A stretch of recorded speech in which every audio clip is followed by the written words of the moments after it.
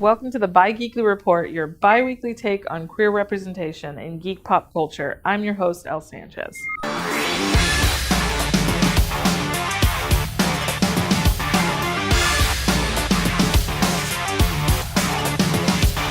I want to include a very important trigger warning for this video because this episode we're going to be talking about different gender expansive characters, specifically a character who is transgender.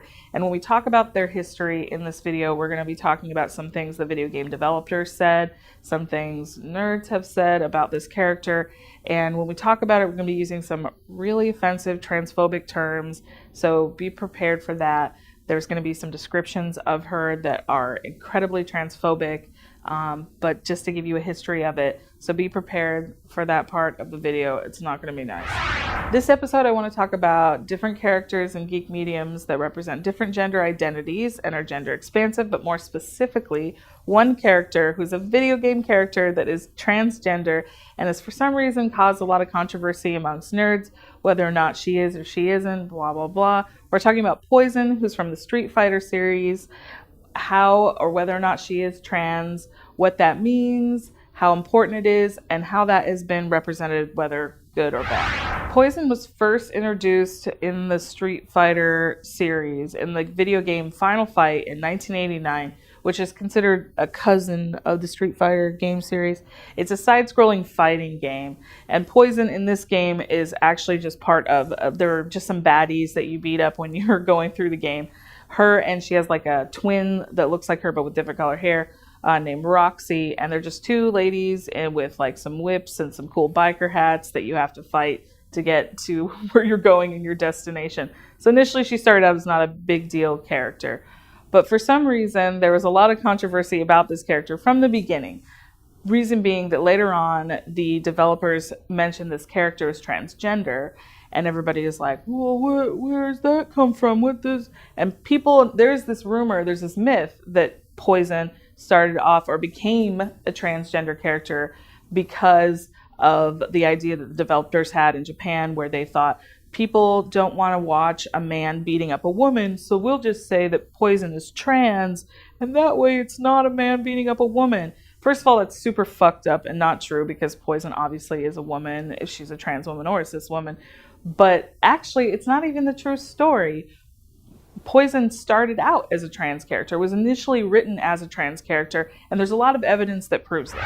Some of the evidence that points to the fact that Poison was initially written as a trans woman from the beginning of her iteration is that there are character designs that you can find online and other places when she was first drawn out. And in those character designs, you can see a word that's written at the bottom of her initial original sketch. And that word is a Japanese word that means new half. It's like sort of roughly translated to that. And that term is a pretty offensive term, which, trigger warning right now, is very transphobic. That term can roughly be translated to mean she-male. So from the beginning, the character was supposed to be considered a trans woman, having nothing to do with the fighting action within the game at all. And also, if you look at the Final Fight original game, there is a booklet that describes all the characters in it. And that same word shows up next to Poison in her bio in that booklet.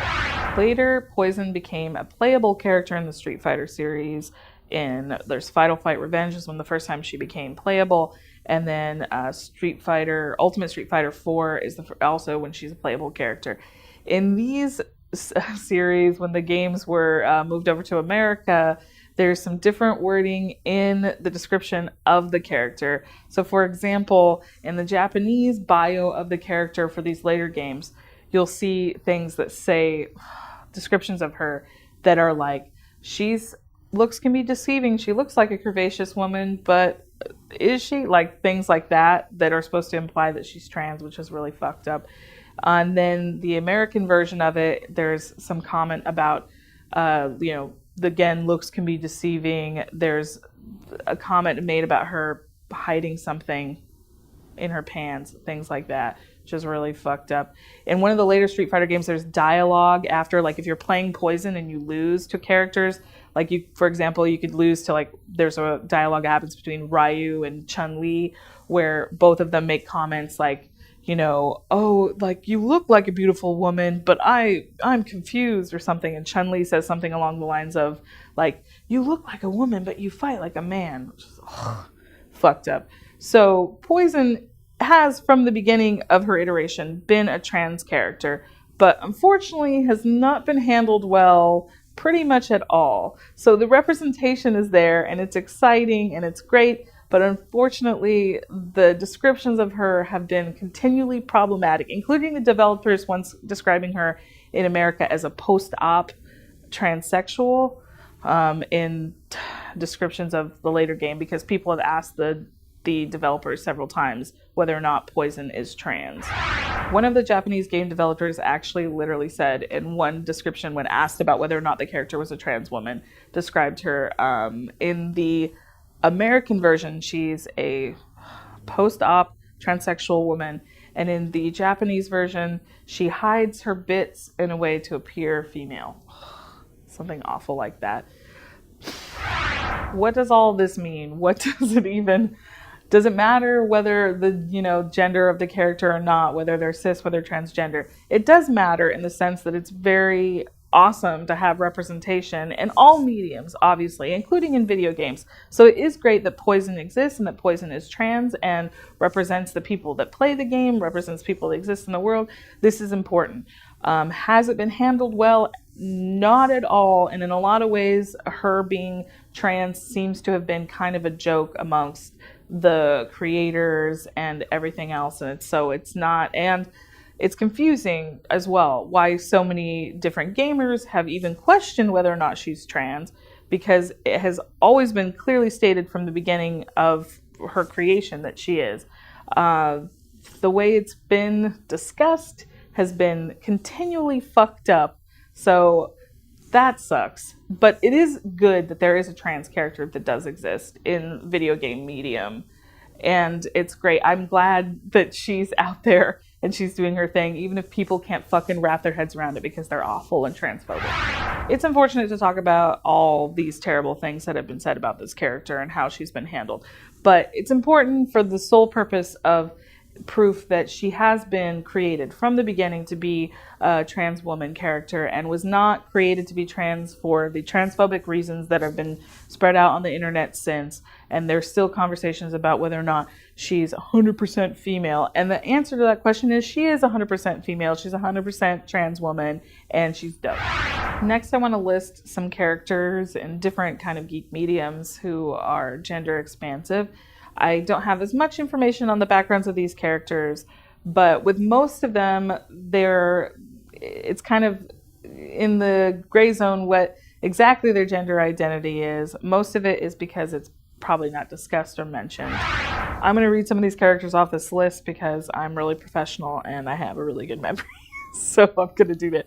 But first, we've got Asari, which is a species from the video game Mass Effect, which are agender, don't really have a gender that's represented in the video game. We also have Zero from Borderlands 2, which is a video game. Again, their gender isn't really discussed. So, at least they're not binary as far as we know. We also have Frisk from Undertale, which is a video game. And in that, that character is supposed to be more like kind of gender fluid, not being one or the other. Also, we have Zoe from Attack on Titan, which is an anime and also a manga. And the character, basically, just their gender is never discussed, so we don't know one way or another. Also, we have Bimo from Adventure Time, which I understand Bimo is basically a video game computer and is not necessarily a human being. But there's tons of characters on Adventure Time that aren't human beings, so that doesn't matter. But Bimo is gender fluid in the same sense that you could say, well, Bimo's a robot and robots don't have gender, which is exciting. But also, they go back and forth between using different pronouns. There are times in the show in which Bimo is referred to as he. There's times in which Bimo is called Milady and terms like that. So they don't expressly have a gender, and understandably that has something to do with them being a robot, but also, just being a gender fluid character. We do actually have, obviously, a specifically non-binary character that exists in geek mediums, which we talked about several times. So we're talking about Stevani from Steven Universe, who is a dope character, and I've talked about in the series several times. You can find other videos in which I go more into the backstory of Stevonnie. But Stevonnie is basically a fusion between Steven and his friend Connie, and they use they, them pronouns. They describe their gender as an experience, and overall the creators have discussed them as being a non-binary character. So that's exciting. But we also have, on top of that, we have Jadzia Dax from Star Trek. That is a little more complicated. Jadzia is a part of the race called Trill, which are basically, I don't know if parasite is the right way to describe it. They move from one host to another, and obviously gender changes throughout that and experience. So that's more literal, but still kind of like a gender fluid character in science fiction, which is great. If you know of other gender expansive characters in different mediums I didn't discuss, talk about them in the comments. Specifically, I didn't really go into comics. There's a lot of web comics and different things that have a lot of different gender identities that I didn't discuss. That possibly will be another video. But if there are other characters I missed in video games and TV shows, be sure to bring them up in the comments. Let me know. I'd love to know more about them. Thank you for watching the Bi-Geekly Report on Queer Space Magazine. Be sure to like, share, and subscribe. I've been Elle Sanchez. We'll see you next time. Bye.